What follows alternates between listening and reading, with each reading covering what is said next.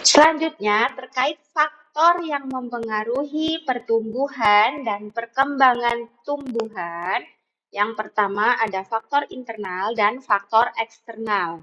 Faktor internal yaitu dari hormon tumbuhan dan gen dari tumbuhan tersebut. Gitu ya. Pada hormon tumbuhan ada apa saja? Ada auksin, giberelin, sitokinin, asam absisat, dan etilen.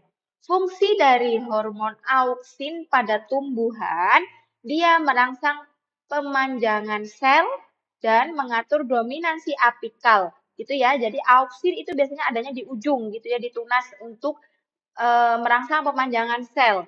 Kemudian dia juga biasanya digunakan pada teknik stek dan kultur jaringan.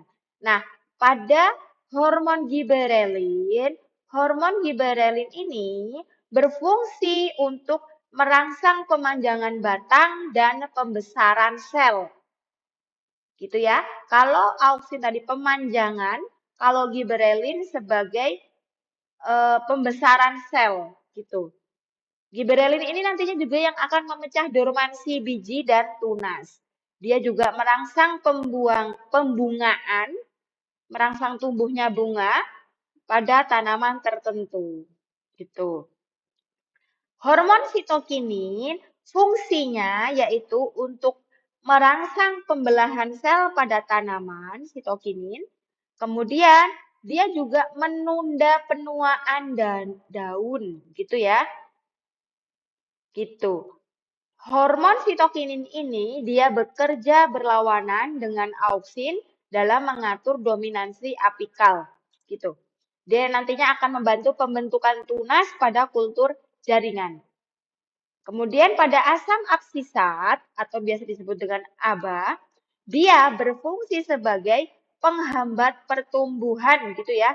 Makanya asam absisat biasanya disebut dengan hormon penghambat gitu karena dia berfungsi untuk menghambat pertumbuhan. Dia juga bisa memicu penutupan stomata saat kondisi kering gitu dan membantu mempertahankan dormansi biji gitu. Jika nanti tanaman itu mengalami stres seperti kekeringan atau suhu ekstrim, maka yang bertugas adalah hormon asam absisat. Dia nanti yang akan merespon stres tersebut akibat kekeringan maupun suhu ekstrim. Kemudian ada hormon etilen. Hormon etilen ini berfungsi untuk mempercepat pemasakan buah, gitu ya. Jika tanaman sudah tumbuh buahnya, dia akan dipercepat matangnya buah ini oleh hormon etilen gitu. Dia juga memicu kerontokan daun, kerontokan bunga, dan buah atau absisi gitu.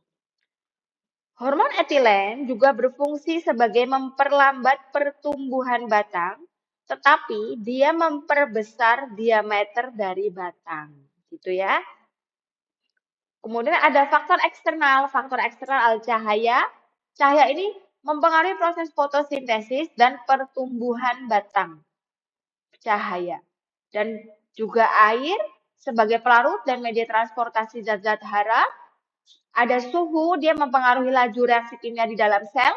Dan udara yang menyediakan karbon dioksida untuk fotosintesis dan oksigen untuk respirasi. Ada juga tanah, dia menyediakan mineral dan air. Jika tanahnya tidak tersedia mineral dan air yang cukup untuk pertumbuhan tanaman, maka pertumbuhan tanaman tersebut akan terhambat atau akan mati seperti itu. Nah,